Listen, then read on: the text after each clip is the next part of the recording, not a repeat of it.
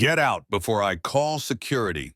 The sharp voice of the store manager cut through the elegant Fifth Avenue boutique, and every customer turned to stare at the small figure standing in front of the counter. 10-year-old Elijah Carter, barefoot on the marble floor that gleamed like ice, clutched a single silver coin, his last 20 cents. His clothes were torn, his eyes wide, not with fear, but with a fierce determination that no one expected from a child. Please, his voice cracked. My baby sister Grace is only 6 months old. She won't stop crying, and all I need is a little milk. The manager scoffed, her lips curling as she sneered.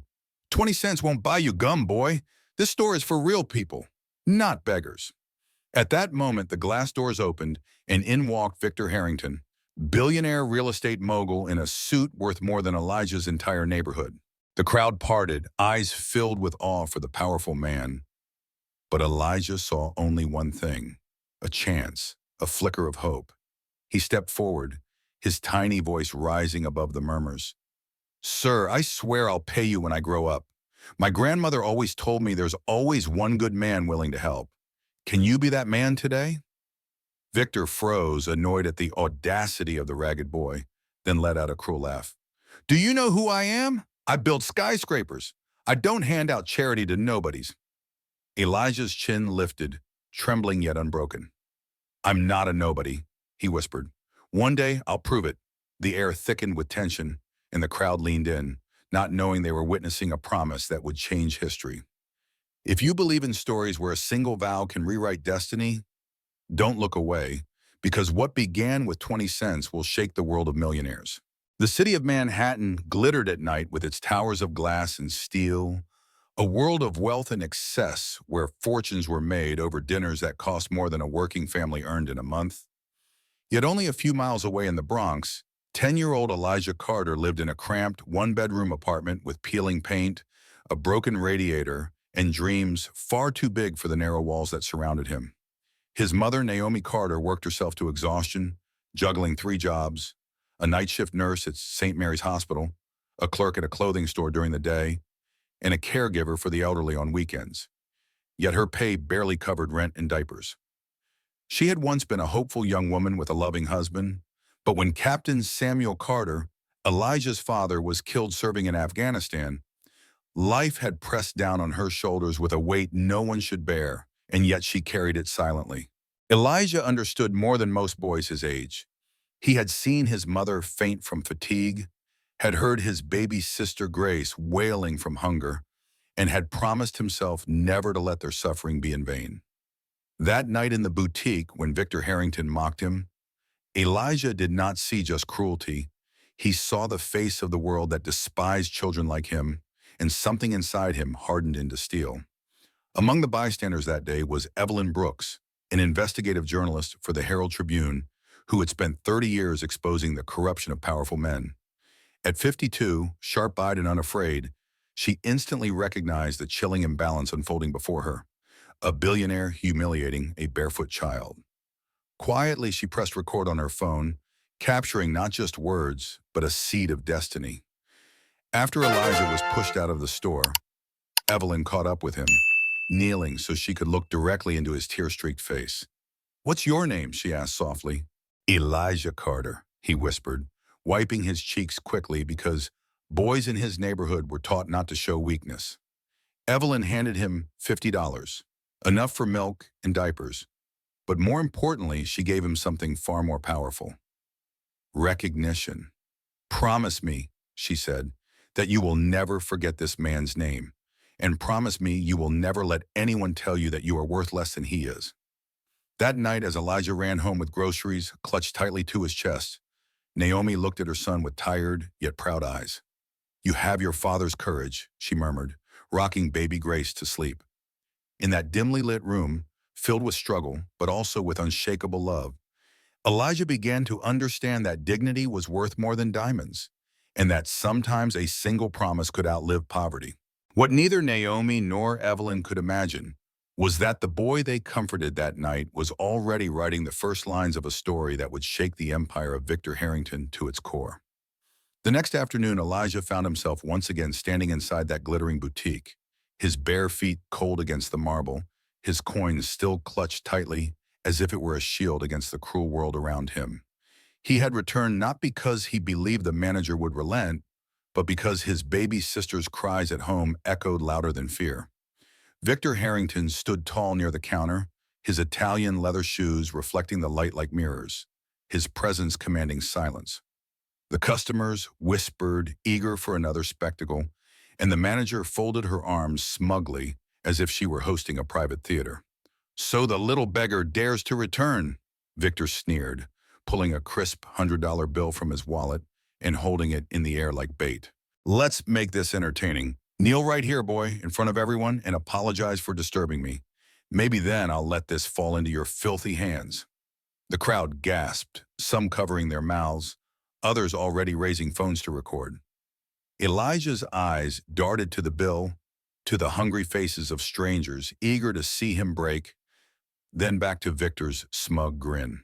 For a moment his knees trembled, but then he straightened, his spine stiff as iron, and his voice rang clear, though it shook with emotion. "My father didn't die in Afghanistan, so I could kneel before little men like you." The words sliced through the silence, and a ripple of shock passed through the room. Victor's smile vanished, his face hardening into stone. "What did you just call me?" he hissed, his voice low and dangerous. Elijah's chin lifted higher, tears glistening but unshed. "My father, Captain Samuel Carter, taught me that a man's worth is measured by his character, not the weight of his wallet." "By that measure, you're the poorest man I've ever met," murmurs spread like fire, some customers nodding in quiet approval while others filmed with new intensity, recognizing the courage unfolding before their eyes. Victor's authority, built on fear and money, was being challenged by a barefoot child, and it burned him in a way no corporate rival ever had. He leaned down until his face hovered inches from Elijah's. "Do you know what I can do to you, boy? One phone call and your mother loses her job at St. Mary's Hospital tonight." The manager smirked, enjoying every cruel word, but Elijah did not flinch. Instead, he whispered, steady and calm, "You can try, but then you'll have to explain why a billionaire cares so much about a 10-year-old who only wanted milk for his sister." Victor's eyes flickered with unease, for the crowd was still recording, and already his name was being whispered with contempt. Elijah placed the 20 cents back in his pocket, his gaze never leaving Victor's. "You'll remember this day," he said softly, "because you wasted a chance to change everything." Security loomed nearby, waiting for orders, but Victor hesitated, calculating his next move, knowing his reputation teetered on the edge of a camera lens. And in that tense moment, the balance of power shifted, though neither man fully understood it yet. What no one knew was that this confrontation would ignite a battle spanning years, where a child's dignity would grow into a weapon sharper than any fortune. Victor Harrington left the boutique that day furious, his pride wounded by the defiance of a child, and though he returned to his glass towers and million-dollar meetings, the echo of Elijah's words gnawed at him like a splinter. For men like Victor, humiliation was intolerable, and he resolved to crush the Carter family not with fists but with influence. Within days, whispers spread that Naomi Carter's position at St. Mary's Hospital was under review, a convenient message passed through the corridors by administrators who owed favors to Victor. One phone call, he had threatened, and now he was making good on it.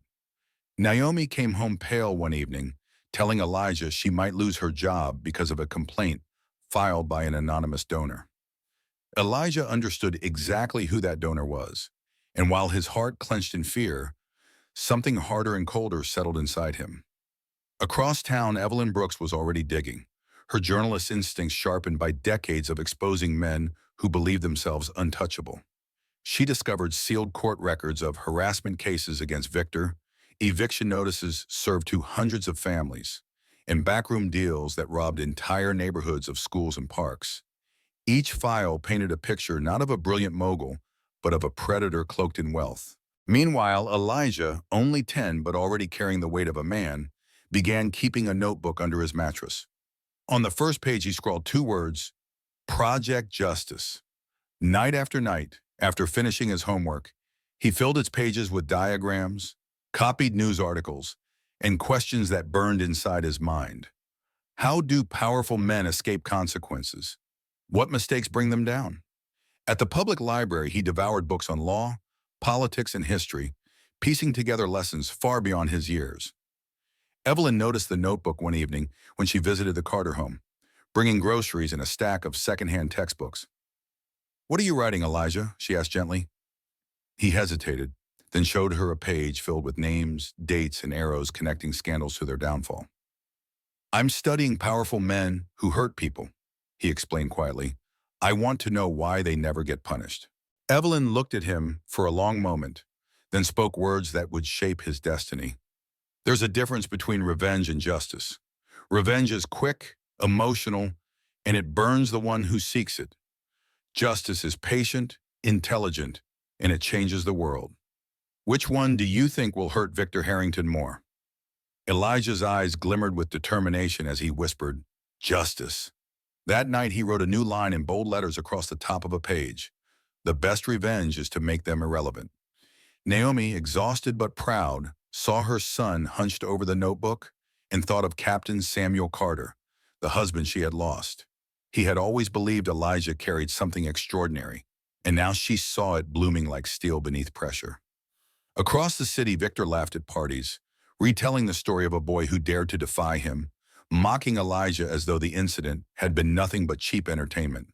He had no idea every word, every arrogant boast was being documented by Evelyn's sources, slowly building a case that would one day explode like dynamite beneath his empire. In the Bronx apartment, Elijah closed his notebook and whispered to Grace as she slept, "One day you'll drink all the milk you need, and men like him will never take it from us again." It was not the vow of a child anymore, but the strategy of a future warrior of justice. If you believe a barefoot boy with 20 cents can grow into the man who shakes Wall Street, keep watching, because this promise is only beginning to unfold. 15 years later, the skyline of Manhattan glowed beneath the morning sun, but for Victor Harrington, the brilliance of the city felt like a mocking reflection of his fading empire. Rumors had spread across Wall Street of federal investigations, whispers in boardrooms that contracts once sealed with bribes were unraveling, and investors who once toasted him now avoided his calls. Inside Harrington Plaza, on the 50th floor with its panoramic view, Victor poured himself a glass of scotch, even though it was barely noon, his hand trembling ever so slightly. The door burst open and his secretary's pale face confirmed what he feared. "The FBI is here," she stammered. Before he could respond, 3 agents strode in with search warrants, and behind them stepped a young man in a navy suit, polished shoes, and eyes that carried both familiarity and fire. "Mr. Harrington," the man said, extending a hand with steady calm. "Elijah Carter, federal prosecutor specializing in financial crimes. I believe we've met." Victor froze, his glass slipping from his fingers and shattering on the marble. He knew those eyes. They were the same ones that had defied him on Fifth Avenue so many years ago. You're that boy," Victor muttered, his arrogance colliding with disbelief. Elijah nodded, opening a leather briefcase filled with meticulously organized files. 15 years ago, you told me I'd remember the day I wasted a chance to help. You were right, but today it's your turn." Agents began seizing computers, documents, and hard drives, their gloves methodical, their expressions grim. Victor tried to regain composure, forcing a laugh. "You think you can destroy me? I have the best lawyers in the country, senators who owe me favors, judges who dismiss cases with a phone call. You're still just a boy from the Bronx pretending to play in a world you don't belong." Elijah's smile was razor sharp. "You've told that story about humiliating me 63 times at dinners, all recorded. I've studied every transaction, every offshore account, every eviction you forced. You may believe your power makes you untouchable, but arrogance always leaves fingerprints." Victor's jaw tightened, yet a flicker of defiance remained. He leaned closer, lowering his voice so only Elijah could hear. "You don't understand how this works. Men like me don't fall. Politicians, bankers, judges, they all feed from the same hand. I can still crush you with one call." Elijah did not flinch, his gaze steady, his words slow and deliberate. "Then call them. But you'll discover that the people you once bought have already sold you out to save themselves." For the first time, Victor felt a crack in his armor. though pride forced him to snarl. Even if you bring charges, I'll drown you in appeals. My lawyers will bury your evidence in paperwork until you choke. You're naive if you think justice wins against money. Elijah closed his briefcase with a snap, his eyes locking on Victor's. We'll see. Outside the office window, reporters gathered in the street as news of the raid spread like wildfire, cameras flashing as though destiny itself had arrived at Harrington Plaza. The crowd sensed what Victor refused to admit, that the balance of power was shifting, and the boy he once mocked now stood as the man who would decide his fate. Yet Victor still clung to the belief that wealth and influence could shield him, a belief that would soon be tested in the harshest spotlight imaginable. The courtroom of public opinion moved faster than Victor Harrington ever anticipated, and while he sat in his penthouse office, convinced his lawyers would crush a young prosecutor, the walls of his empire were already collapsing one by one. Elijah Carter arrived each morning with boxes of evidence so meticulously organized that even seasoned federal agents marveled. Offshore accounts in the Cayman Islands, bribery memos signed by Victor's own executives, eviction papers issued under forged signatures, all laid out like dominoes waiting to fall. The man who once bragged that he could erase anyone's future with a single phone call now found his calls unanswered. Senators who once raised glasses of champagne with him were issuing public statements distancing themselves. Judges who had dismissed his cases were suddenly facing indictments, and mayors who once praised his generosity resigned overnight in disgrace. Reporters flooded the streets outside Harrington Plaza, cameras flashing as headlines screamed of corruption, cruelty, and the long list of families destroyed by his greed. Elijah stood tall at the press conference, his voice calm yet unyielding. This is not about one man's arrogance, he declared. This is about every child who went hungry because of rigged rents, every mother who lost her home because of predatory evictions, every community robbed of schools and hospitals so that one man's fortune could grow. Victor watched the broadcast from his office, his face drained of color, his glass of scotch untouched. His family had already fled. His wife filed for divorce. His children changed their names, unwilling to carry the weight of his disgrace. He realized then that Elijah was not merely prosecuting him. He was dismantling an entire system that had protected men like him for decades. And yet deep inside, Victor clung to a final hope that money would still bend the outcome in his favor. You're doing this out of revenge, Victor spat when Elijah confronted him during questioning. But Elijah shook his head, his eyes unwavering. Revenge is for the past. Justice is for the future. I'm not here for myself, Mr. Harrington. I'm here for every life you trampled along the way. The words struck deeper than any courtroom argument. For Victor saw in Elijah not just the boy he once mocked, but the embodiment of something he could never buy: integrity. The next morning, his stocks plummeted 40%, banks froze his accounts, and prosecutors filed charges carrying sentences long enough to erase the rest of his life. When federal agents placed handcuffs on his wrists and led him past the very employees who once trembled before him, Victor lowered his gaze, unable to face their eyes. Elijah walked beside him, steady as a shadow, the embodiment of the promise made 15 years earlier. You thought 20 cents was worthless, he murmured, but today it has cost you everything. The cameras exploded in light, capturing forever the image of a billionaire brought low not by rivals or markets, but by a boy who refused to kneel. And as Victor stepped into the armored van that would carry him to a future of iron bars, Elijah turned to the microphones and declared with quiet fire, "Justice is patient. Justice is relentless. And today justice has spoken." 3 years later, the skyline of Manhattan shimmered with a different kind of light, no longer dominated by the arrogance of Harrington Plaza, but instead crowned by the gold letters of the Elijah Carter Social Justice Center. On the 50th floor, in the very space where Victor once surveyed the city with disdain, Elijah now stood gazing out the window, not with pride for himself, but with gratitude for the journey that had brought him here. The center offered free legal aid to low-income families, a place where mothers like Naomi no longer had to fear losing everything because a wealthy man snapped his fingers. Naomi herself had risen to become the director of nursing at the largest public hospital in the Bronx. Her shoulders finally free of the crushing weight of endless shifts, her eyes bright with the dignity of accomplishment. Grace, the baby who had once cried for milk, was now a brilliant high school senior, her perfect SAT scores earning her a place at an Ivy League university where she planned to study law, determined to walk in her brother's footsteps. Their small apartment had long been replaced by a warm home filled with books, laughter, and memories that spoke not of poverty, but of resilience. Meanwhile, in a federal prison upstate, Victor Harrington spent his days in a narrow cell, his empire reduced to nothing but faded headlines, his family estranged, his name synonymous with disgrace. The man who once believed wealth could buy immortality had discovered that cruelty writes its own legacy, and his was written in shame.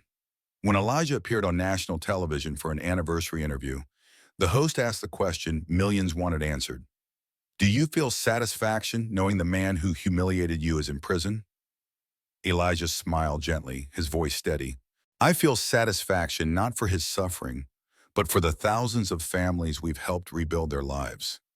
True justice is not about revenge. It's about creating a future where men like him can never harm anyone again. Social media erupted with messages of hope, and Elijah's story spread across the world as proof that dignity could outlast wealth, that patience could outshine power. At the end of the broadcast, he looked directly into the camera, his words carrying the same quiet fire he had shown at 10 years old. To anyone who has ever been told you are worth less, remember this. Justice has no age, no color, no social class. It only has patience. And if you hold on to that, no empire of cruelty can stand forever. If this story touched your heart, subscribe and join us, because sometimes the smallest promise can grow into the greatest change.